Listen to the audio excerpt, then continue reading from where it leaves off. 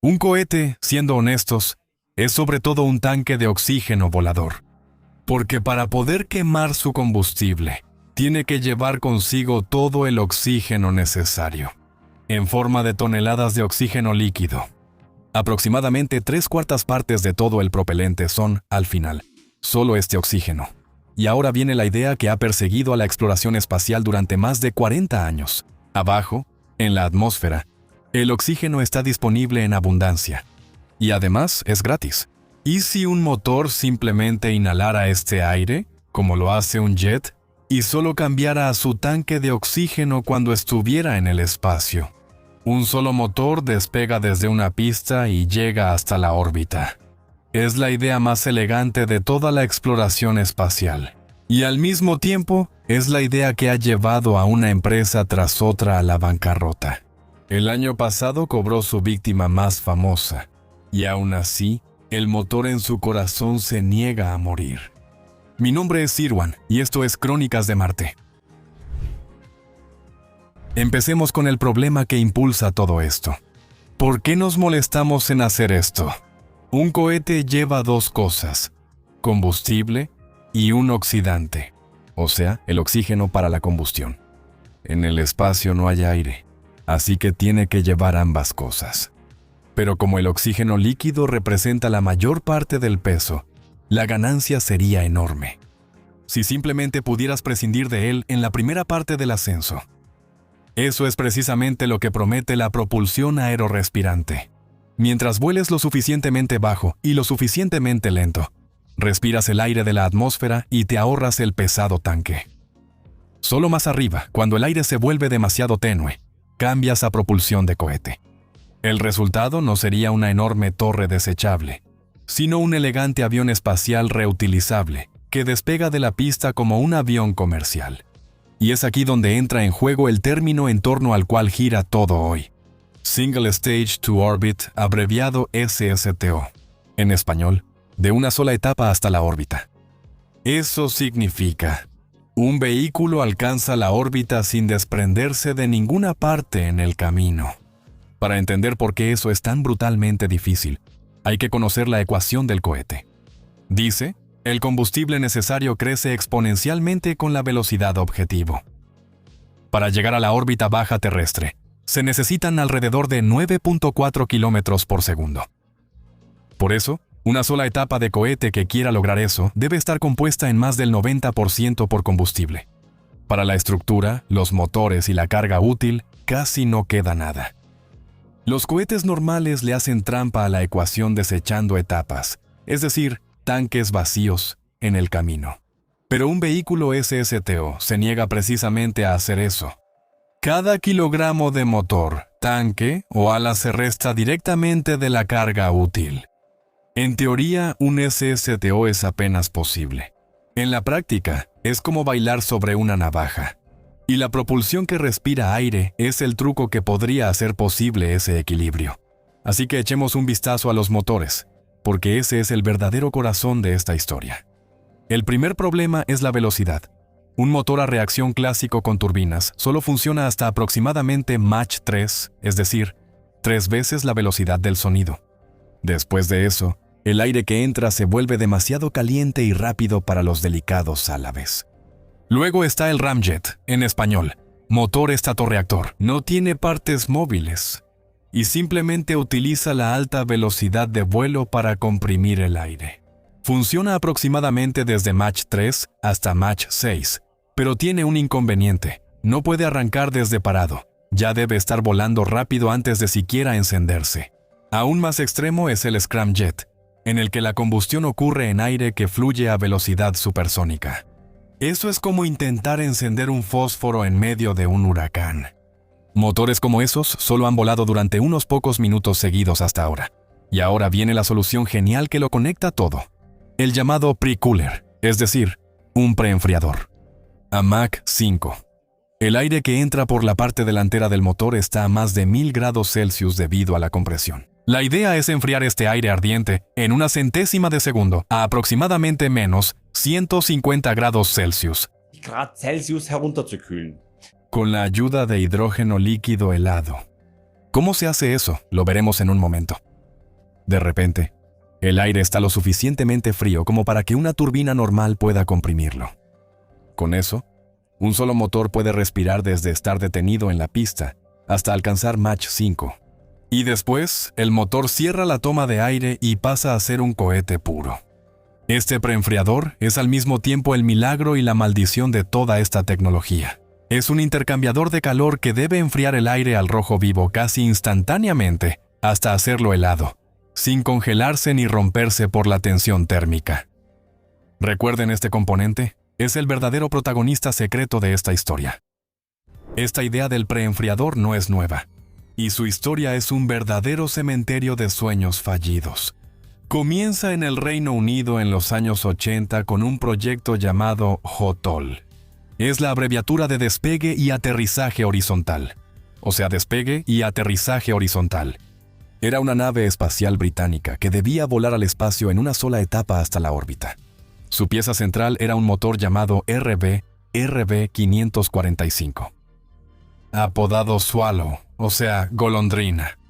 Fue diseñado por un ingeniero brillante llamado Alan Bond. Los derechos los compró el fabricante de motores Rolls-Royce. También estaba a bordo la empresa aeroespacial British Aerospace. El RB-545 era exactamente eso. Un motor preenfriado que respiraba aire hasta aproximadamente Mach 5 a 26 kilómetros de altura, y luego cambiaba a modo cohete. Y ahora viene uno de los episodios más absurdos de la historia de la exploración espacial. El motor fue clasificado como secreto de Estado por el gobierno británico y puesto bajo la ley de secretos oficiales, o sea, la ley británica para proteger los secretos de Estado. Alan Bond tenía la patente de su propio motor, pero no podía explicarle a nadie cómo funcionaba. Este secretismo fue asfixiando el proyecto poco a poco, porque así era casi imposible atraer inversionistas o socios. En 1988, el gobierno canceló el proyecto. También porque un cálculo objetivo mostró que todo esto, en comparación con un cohete convencional construido de manera similar, apenas ofrecía ventajas. Entonces, ¿qué pasó con el motor Rolls-Royce? La Schwalbe desapareció en 1988 como un asunto clasificado, guardada en un cajón, sin haber volado nunca. Pero sus inventores no se rindieron. Alan Bond y dos exingenieros de Rolls-Royce fundaron su propia empresa en 1989, Reaction Engines. Como el antiguo motor era secreto, tuvieron que diseñarlo completamente desde cero, y llamaron a la versión mejorada Sabre.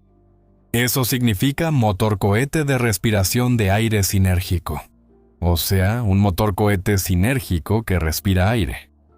El avión espacial correspondiente fue nombrada Skylon. Debería llevar 17 toneladas a la órbita baja terrestre. Durante más de 35 años, esta empresa trabajó en ese sueño. Recaudaron más de 150 millones de libras. Entre otros, la empresa de defensa BAE Systems adquirió un 20% en 2015. Más tarde se sumaron Boeing y un fondo soberano de los Emiratos Árabes Unidos.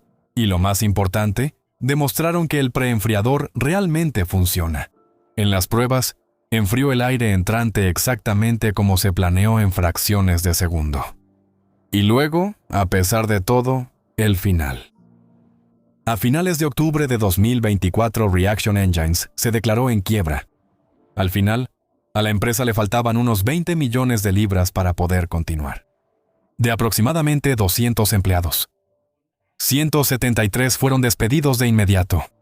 BAE Systems, Rolls-Royce y Boeing, los tres se negaron y no salvaron a la empresa. Por cierto, Skylon nunca pasó de la etapa conceptual. Desarrollarlo habría costado más de $10,000 millones. Así terminó la historia de la empresa más famosa del mundo, de aviones espaciales de respiración atmosférica. Y el Reino Unido no era el único que tenía ese sueño, porque también en los países de habla alemana hubo un intento especialmente ambicioso que no puedo dejar de mencionar aquí: el Proyecto Sanger. Lleva el nombre de Eugen Sanger, un pionero austriaco de la exploración espacial que estudió en Graz y Viena. En los años 80 y principios de los 90, la empresa alemana MBB desarrolló bajo este nombre una nave espacial de 2 etapas, es decir, una que vuela a la órbita en 2 etapas. La idea era fascinante. una enorme etapa portadora que respira aire, equipada con motores turboestatorreactores. Debía despegar horizontalmente desde la pista y acelerar hasta aproximadamente Mach 6 o 7. Y a esa altura, soltar una etapa superior más pequeña, impulsada por cohetes, llamada Horus, que luego continuaría sola hacia la órbita. Así que, en lugar de dejar que un solo motor hiciera ambas tareas, Sanger simplemente dividió el trabajo entre dos vehículos. En 1991 incluso funcionó en tierra el primer motor turboestatorreactor de Europa. Pero a mediados de la década de 1990, eso llegó a su fin. Simplemente no se pudo desarrollar un motor que fuera eficiente en todo el rango de velocidades. Y al final, los cálculos en comparación con el nuevo cohete Ariane 5 solo mostraron ahorros mínimos. Fue el mismo juicio sobrio que ya se había dado con JOTOL. En los Estados Unidos pasó lo mismo. Terminó en el cementerio. En la década de 1980, el gobierno bajo Ronald Reagan anunció el programa National Aerospace Plane, con su avión planeado X-30, un Orient Express, impulsado por Scramjet, que debía alcanzar la órbita en una sola etapa. En 1993 fue cancelado, sin haber volado nunca. En la década de 1990 siguió la X-33 de Lockheed Martin, un demostrador tecnológico para la gran nave espacial Venture Star, con un exótico motor Aerospike y tanques de fibra de carbono. Después de unos $1.300 millones, también fue cancelado en 2001 después de que el tanque de hidrógeno de diseño novedoso fallara en una prueba. Pero también hubo momentos positivos, como el DCX Delta Clipper de McDonnell Douglas, un pequeño cohete que despegaba y aterrizaba verticalmente, demostrando años antes de SpaceX que eso era posible. Pero el patrón se mantuvo. Cada uno de los grandes programas nacionales de SSTO fue cancelado antes de llegar a la órbita. Ahora llegamos a mi evaluación honesta, y aquí la marco claramente como una opinión. ¿Por qué este sueño muere una y otra vez? La cruel matemática detrás de esto es simple. Incluso con un motor funcional que respira aire, al final llevas dos sistemas de propulsión completos hacia arriba. Además, llevas alas, un escudo térmico y el pesado preenfriador. Todo este peso extra elimina exactamente el ahorro que esperabas obtener con el oxígeno. Exactamente eso fue lo que ya mostró el cálculo de JOTOL en 1988. Y mientras los ingenieros batallaban con esta elegante solución, SpaceX simplemente optó por la opción menos elegante. Mantuvieron las etapas, pero las hicieron reutilizables. El Falcon 9 volvió a aterrizar y Starship se supone que será completamente reutilizable. Elon Musk ha argumentado públicamente en varias ocasiones que un cohete reutilizable de 2 etapas siempre es superior a uno de una sola etapa, porque un verdadero SSTO apenas tendría carga útil disponible. La solución brutal y fea venció a la elegante. Y precisamente por eso, el avión espacial SSTO ha perdido su urgencia. Porque los cohetes reutilizables ya ofrecen hoy en día el acceso barato y repetible al espacio. Y aún así, y esa es la mejor parte, el preenfriador se niega a morir. Porque la idea es demasiado buena como para enterrarla. En varios lugares se está experimentando su resurrección. La primera se llama Invictus. En julio de 2025, la Agencia Espacial Europea, ESA, y la empresa británica Frazer-Nash lanzaron este programa. Ellos toman precisamente la tecnología del preenfriador de la quebrada Reaction Engines y con ella construyen un avión de prueba reutilizable, que debe volar a Mach 5 usando hidrógeno, y exactamente este motor aerorespirante preenfriado. Muchos de los ingenieros de aquella época están de nuevo a bordo. Importante para ponerlo en contexto, Invictus no apunta directamente a la órbita, sino que es, ante todo, un primer paso honesto. Un demostrador Mach 5 con doble utilidad para la aviación civil y la defensa. En un plazo de 12 meses debe estar listo el diseño preliminar. Así que, poco después de la publicación de este video. La segunda resurrección viene de un ámbito completamente distinto, y ya la conocen por nuestro video. La empresa Liebherr 71 o Liebherr Lieb 71, encabezada por Lynn Kaiser y Josephine Lisner, mostró algo asombroso en noviembre de 2025. Un preenfriador de 1.5 metros de altura no construido a mano, sino diseñado por su software Neuron con ingeniería computacional, y luego impreso en metal de una sola pieza. A Mach 5, el aire que entra alcanza varios miles de Kelvin. Y para controlar ese calor, el software utiliza una estructura de pliegues fractales para incorporar una enorme superficie de enfriamiento en el espacio más pequeño posible. Es exactamente la vieja idea de Sabre, pero renacida gracias a la inteligencia artificial y la impresión 3D. Quizás así el preenfriador finalmente sea asequible y construible. Y hay una solución completamente diferente, que también ya conocen de otro video nuestro, es decir, la detonación. En lugar de enfriar previamente un motor de turbina, la empresa Venus Aerospace combina un motor de detonación rotativo, o RDRE por sus siglas en inglés, con un motor estatorreactor.